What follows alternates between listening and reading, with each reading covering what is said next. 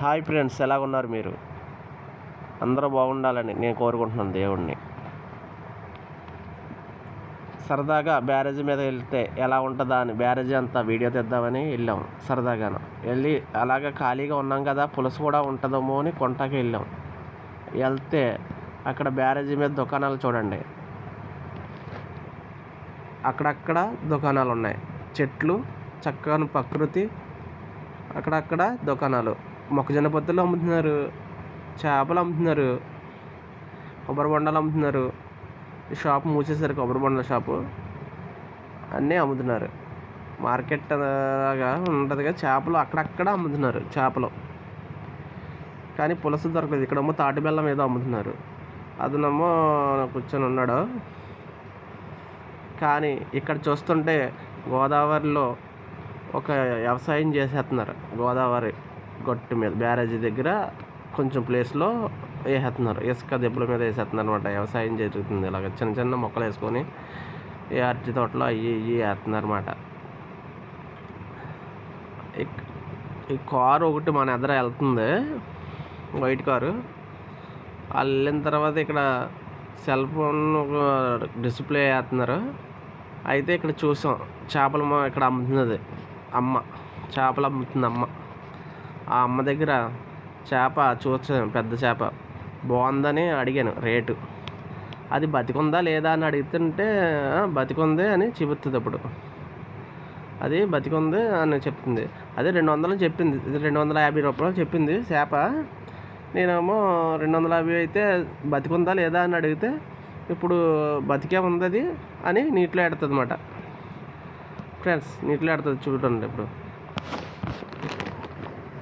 నేనైతే 150కి అడిగాను. అది బతికే ఉందా అని అన్నాను. బతికి ఉంది అని చూపిస్తుంది. ఇప్పుడు నీటిలో వేసింది కానీ కదలలేదు, అటు ఇటును. కదలకపోతే పైకి తీసి చెంకి ఇప్పి చూపిస్తుంది. ఇదిగో అప్పుడు కదిలింది చేప. బతికుందని నాకు బాగా నచ్చేస్తుంది. సరే అయితేనని 180 ఇస్తాను, చెయ్యండి అన్నాను. లేదు లేదు 200, మాకు 150 పడింది అన్నది. కాదని 180 ఇస్తాను, చేసేయండి మాకే కదా అంటే అప్పుడు సరే కదా చేసేస్తుంది. చేప బతికున్నదే, కొంచెం బాగుంది, ఫ్రెష్గా ఉంది. అప్పుడే గోదావరి దగ్గరది కదా. గోదావరిలో చేప అంటే మామూలుగా ఉండదు, మరి తిక్కరేగిద్ది తింటేనే. సూపర్గా ఉంటుందని అట్టుగా చేయించేస్తున్నాను. చకచకా చకచకా అని చేసేస్తుంది ఆవిడ. చూడండి, అది తోక అలాగా పైకి ఎడుతుందో, అసలు చేస్తుంటేనే పైకి ఎడుతుంది అలాగను. అదే వేరే దగ్గర ఉంటాయి, అవి చచ్చిపోయి ఉంటాయి చేపలు. అవి బాగో ఫ్రెండ్స్. బతికున్నది అయితే నీట్గా ఉంటాయి. ఐస్లో పెట్టినవి అయితే అంత టేస్ట్ ఉండదు. బతికున్నది అప్పుడు ఫ్రెష్గా ఉన్నది బాగుంటుంది. తోక చూడండి ఎలా పైకి లేపుతుంది. అది అది చాలా ముద్దొచ్చింది నాకు. అప్పుడు దాన్ని అట్టుకెళ్ళి ఇంటికి వెళ్తే పులుసు ఉండమంటే కాదు, ఫ్రై చేద్దామని అనుకున్నాను అనమాట. సరే అని ఫ్రై చేద్దాక అల్లం వెల్లుల్లి పేస్ట్, కారం వేసాం ఫ్రెండ్స్. కార్న్ఫ్లవర్ వేసాం ఫ్రెండ్స్. కార్న్ఫ్లవర్ అది, ఇంకా కారం కూడా వేసాం. మళ్ళీ ఇందాక వేసింది చేప ఫిష్ పొడి, ఫిష్ మసాలా ఇందాక వేసింది. ఇప్పుడు చేసింది శనగపిండి. సింపుల్గా సాల్ట్ వేసాం ఫ్రెండ్స్. సింపుల్గా, పెద్దగా ఎక్కువ మసాలాలు గడ్డ కాకుండా. మళ్ళీ కారం తగ్గిద్దాము అని కొంచెం వేసాం.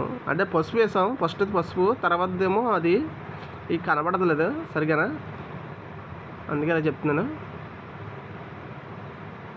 కలిపేస్తున్నాను ఫ్రెండ్స్.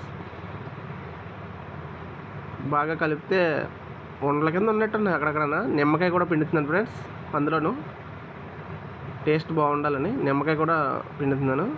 సింపుల్గానే, పెద్ద ఏమీ అక్కలేదు. ఈజీ, చాలా ఈజీ ప్రాసెస్. చేపల ఫ్రై ప్రాసెస్ ఈజీ. చూడండి, చాలా ముక్కలు వచ్చినాయి. వాటికి నేను అప్లై చేస్తున్నాను, జాగ్రత్తగా అప్లై చేస్తున్నాను.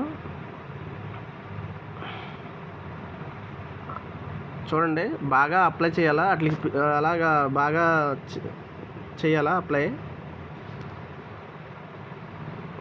లోనకి గట్ట చేతితో అలా అలా పాముతుంది అనమాట శుభ్రంగా.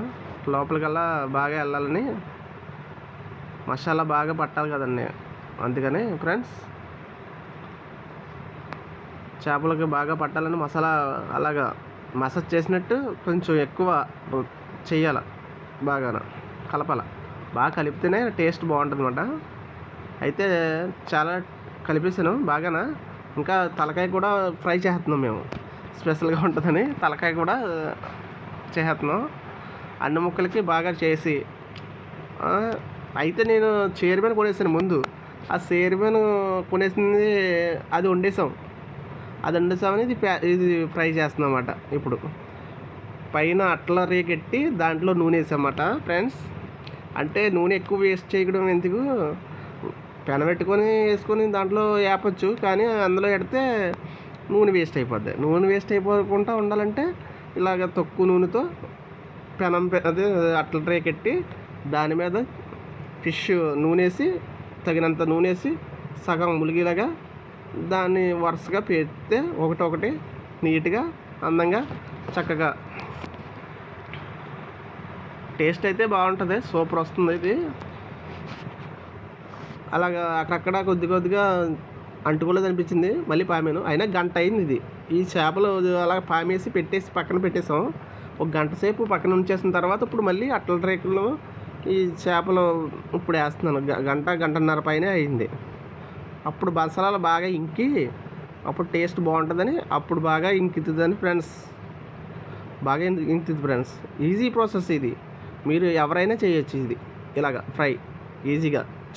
నేనైతే అట్ల రేకులు అవన్నీ వేస్ట్ అని చాకు ఉల్లిపాయల కోసం చాకుతోటే, అప్పుడు చాకు ఉందని చాకుతో అలా తిరగేసేసాను సింపుల్గా. చాలా ఈజీ ప్రాసెస్, చాలా సింపుల్ పద్ధతి ఫ్రై చేయడానికి. మంచి టేస్టీగా తయారవుతాయి సింపుల్గానే. పెద్ద మనం ఎక్కువసేపు శ్రమ చేయక్కర్లేదు, శ్రమ పడక్కలేకుండా ఈజీ ప్రాసెస్ ఇది, చాలా ఈజీ. అటు ఇటు తిరిగేస్తున్నాను ఫ్రెండ్స్. ఒకవైపు ఎగిందని మళ్ళీ ఇంకొక వైపు తిప్పుతున్నాను స్లోగా, కానీ బాగా ఉన్నది ముక్క, సూపరు. అలాగా తిప్పినప్పుడు బాగుంది ఫ్రెండ్స్. బాగా తిప్పాను. ఇది ఇంకా ఉడికిందా లేదా అని మళ్ళీ ఇంకోసారి అది కూడా తిప్పాను ఫ్రెండ్స్. మధ్యలోది బాగా అటు ఇటు తిరుగుతుందని కొంచెం అక్కడ మధ్యలో మంట ఎక్కువ తగిలింది, కొంచెం మాడింది లైట్గా. అయినా టేస్ట్ టేస్ట్ ఉంది, బాగుంది ఫ్రెండ్స్. టేస్ట్ అయితే సూపర్ వచ్చినాయి. మీరు కూడా సింపుల్గా తయారు చేయొచ్చు ఈ చేప ఫ్రై చాలా సింపుల్గా తయారు చేయొచ్చు. టేస్ట్ అయితే అమోహం, కత్తిలాగా ఉంది. మా ఆవిడ నన్ను వీడియో తీస్తుంది, ఇదేంటి ఇలా చేస్తున్నాడని. నాకు చూస్తుంటే నోరు ఊరిపోతుంది, నాలుగు అందుకే బయట కట్టాను. ఉండు మళ్ళీ తీస్తుంది.